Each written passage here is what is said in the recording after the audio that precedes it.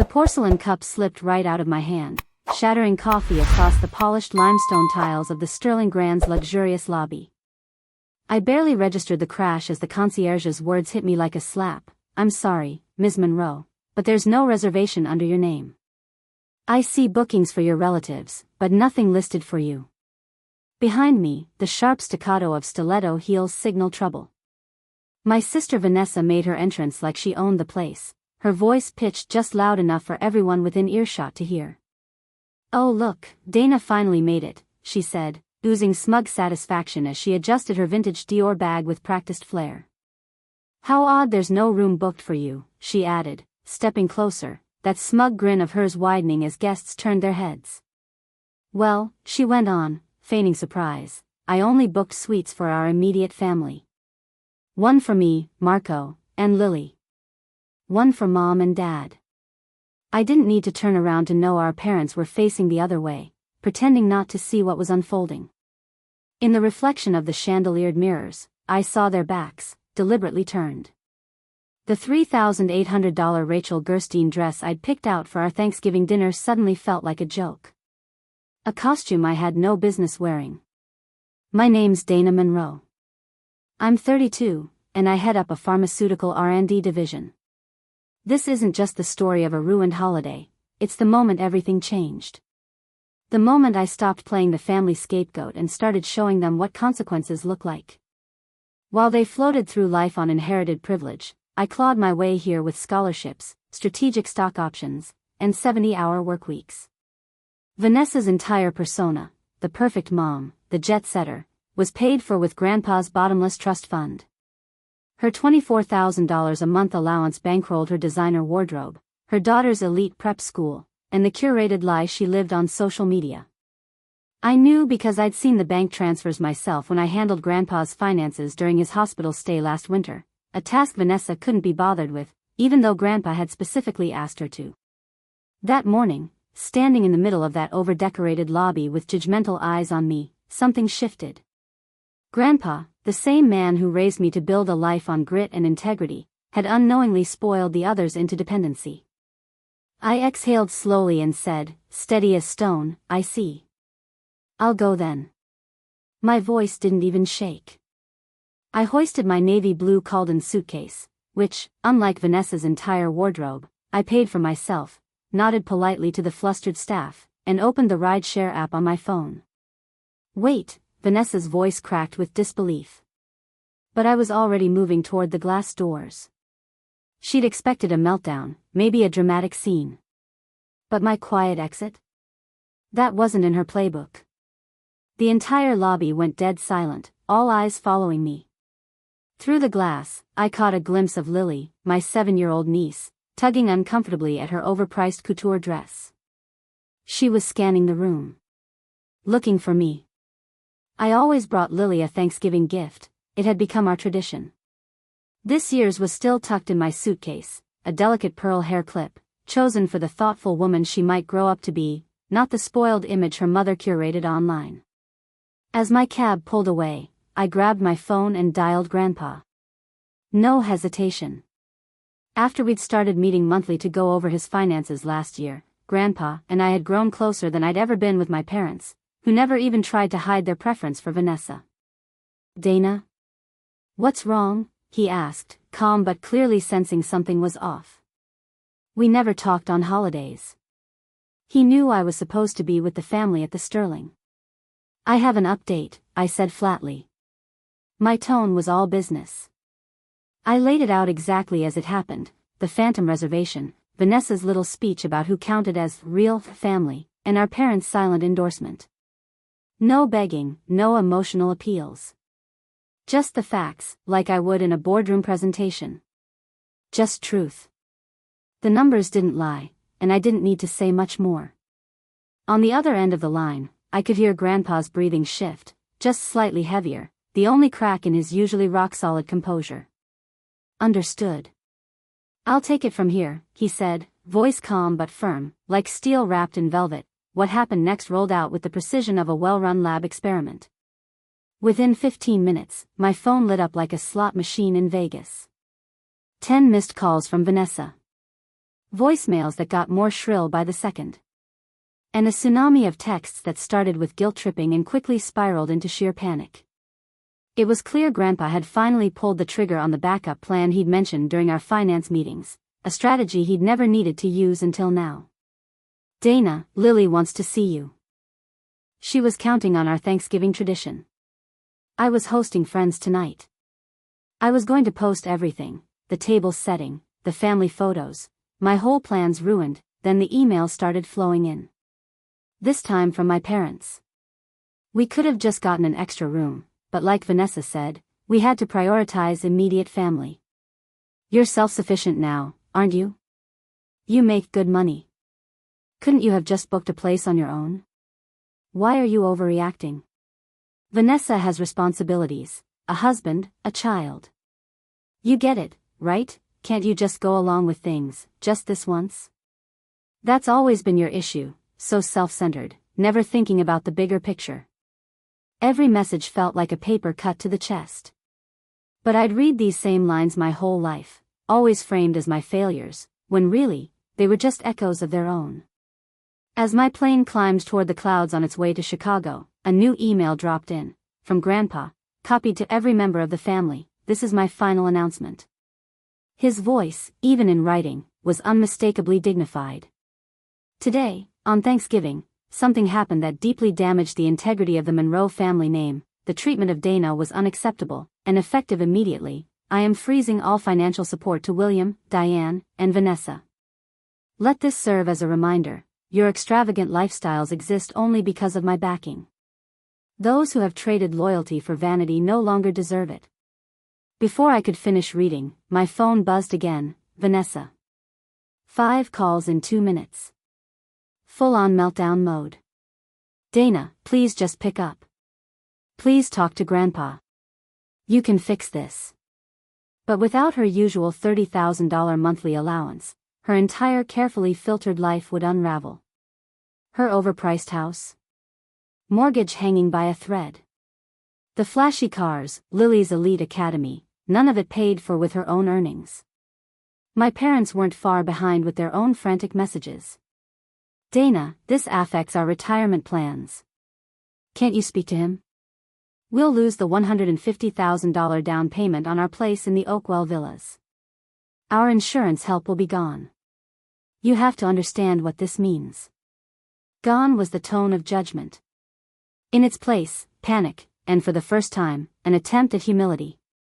"I'm sorry for what I said earlier. This is bigger than all of us. It's a family emergency now." I turned off my phone, rested my head back, and looked out the window at the endless white sky. For the first time in years, there would be no picture-perfect Monroe Thanksgiving photos plastered across Vanessa's socials. No curated tablescapes or fake happy family smiles. And honestly, that loss might cut deeper than the financial one.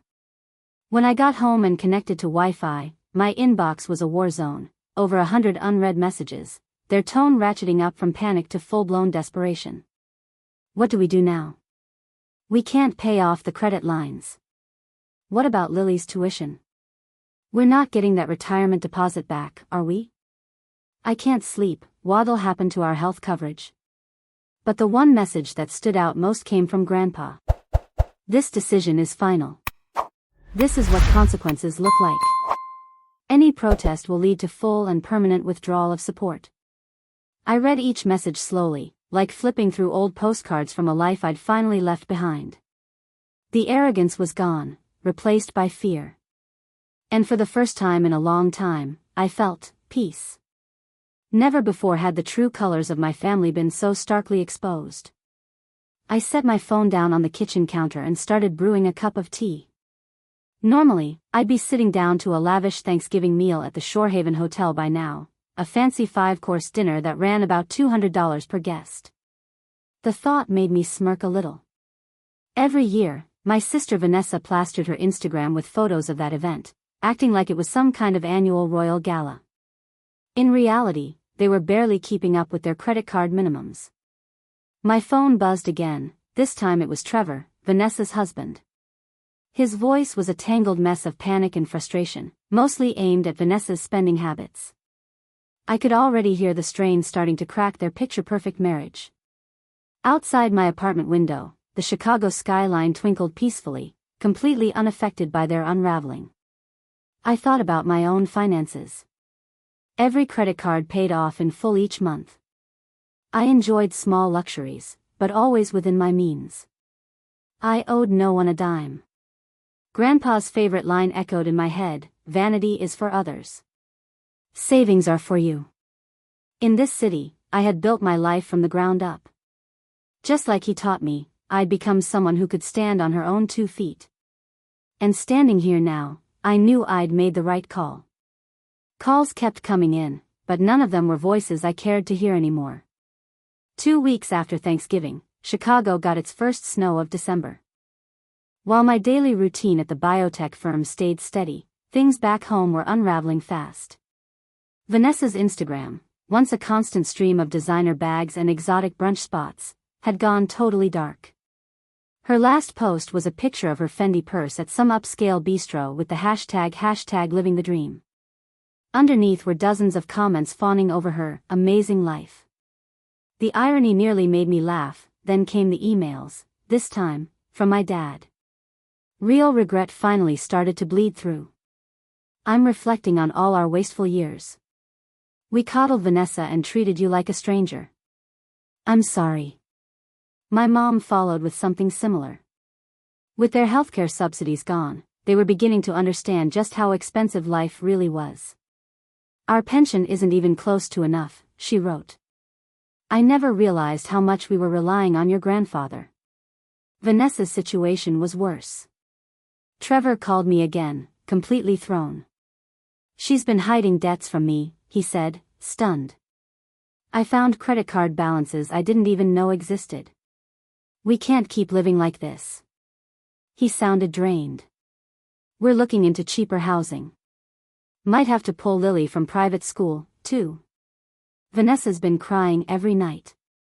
Meanwhile, my own life remained, well, calm. I clocked into work at 8 a.m., clocked out at 6 p.m. Weekends were for managing my investments, brushing up on market trends. Just yesterday, I was promoted to lead a new R&D project. My salary was on track to hit $200,000. My portfolio was solid, diversified, and growing. I wasn't rich, but I was free. Vanity gives you a rush. Saving gives you freedom. Grandpa always said that, and now the whole family was finally starting to feel what he meant. While my parents worried about their retirement disappearing and my sister watched her curated lifestyle collapse, I just kept living my life. Nothing flashy, just steady, earned, real. The texts and emails came less and less, daily at first, then maybe once a week. The panic was turning into quiet acceptance. "Let me know when you're ready to continue. I'm here for the next part. Lily's switching to public school now. She's gonna be taking the bus like a regular kid." Honestly, I never thought I'd hear that coming from my sister. But sure enough, her latest email had a different tone, like she'd finally come down from that fantasy world she'd been posting about for years. No more photos of elite academies or monogrammed backpacks. That chapter was closed. As for our parents, they were thinking about ditching their upscale retirement enclave down in Naples and settling into a modest condo somewhere cheaper. They'd been scrambling to keep up with medical bills, and the numbers just weren't adding up anymore. Their golden dream of a posh retirement lifestyle? Gone. Just like that. "We've been living with the wrong values for a long time," Dad admitted in one of his recent emails. Whether that moment of clarity would actually lead to some genuine healing in our family, well, that remained to be seen. Then, last week, I got a short, thoughtful note from Grandpa Eli. It read, "Waking up to life's truth can be painful, but it's a necessary pain. Your choice helped them learn something vital." I didn't respond. I just saved it. 3 months had passed since that unforgettable Thanksgiving. Spring was starting to stretch its limbs here in Chicago. Nothing in my life had taken a downturn. In fact, things had only gotten brighter. The new clinical project I'd taken on at work was moving along smoothly. Just last week, I was promoted again. My role as research director had really taken root, and my investments, carefully managed and always in the green, continued to grow.